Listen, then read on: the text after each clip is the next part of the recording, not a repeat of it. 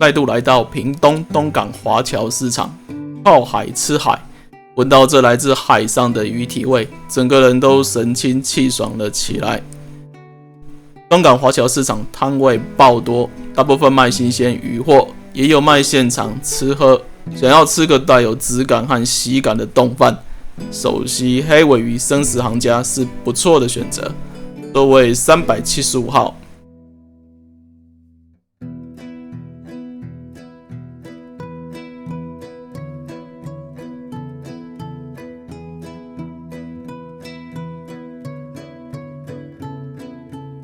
底色海鲜冻以醋饭为底，主要鱼类有旗尾龟、金三角一片，还有干贝、海胆、飞鱼卵、鲑鱼卵和甜虾。直接下结论，真鲜。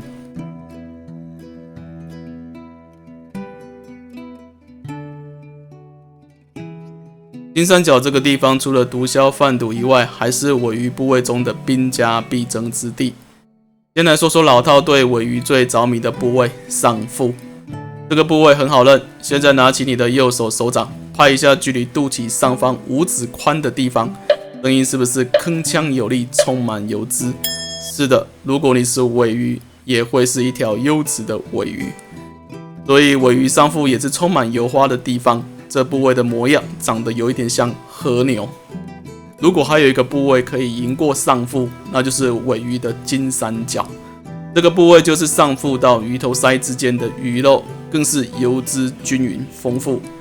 金三角入口即化是真的有可能的，而且从金三角的油花来看，鲔鱼应该从来都没在转头的，鱼脖子缺乏运动。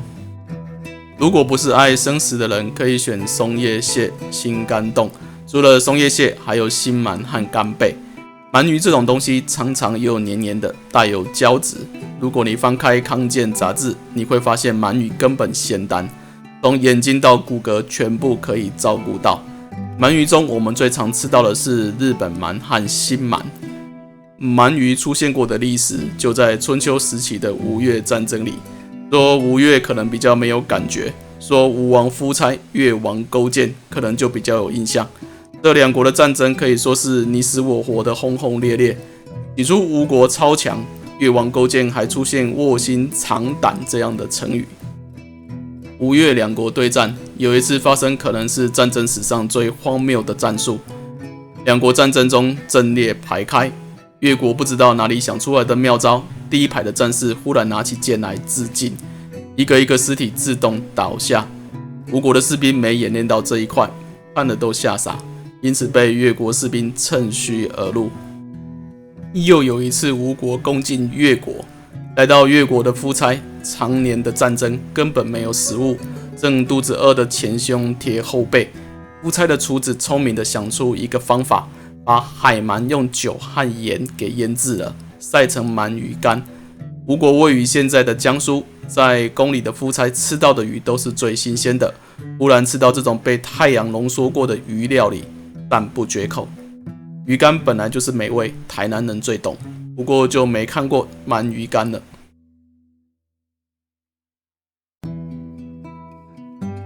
首席最浮夸的就是鲍虾干贝蟹膏，看到这海鲜好几层楼高，老板以前应该是做建筑设计或花园造景工程的达人，这种景色嘴角真的会塌陷。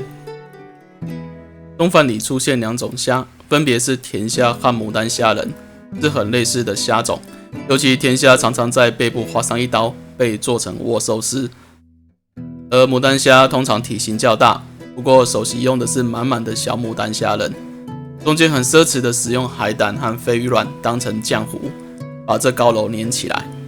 老板弄的这个建筑很费神，吃的人其实也是甜蜜的负荷，就像乐高煮得很辛苦，拆的时候更辛苦。首席很聪明的送上茶饮料，海鲜和芥末之后，茶饮不止解腻也清口。另外就是那碗也是很夸张的味噌汤，虾子满到浮出水面，只差没跳出来。首席就是走在一个综艺风格的海鲜冻饭。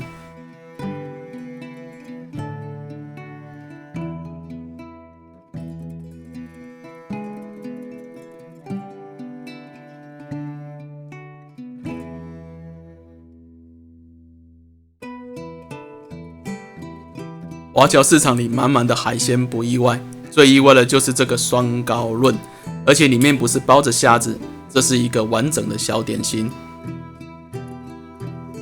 双高论来自屏东东港的名产，主要材料就是糯米和黑糖。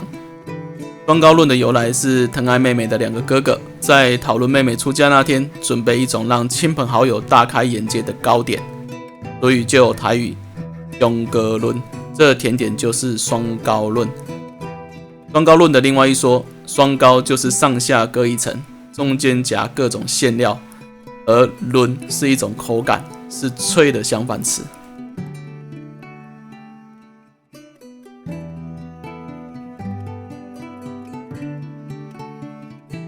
双高论吃起来口感像是 QQ 的珍珠，是个标准下午茶。这种方法做成珍珠样，放在奶茶里应该有市场，可以取代太白粉和木薯为原料的珍珠。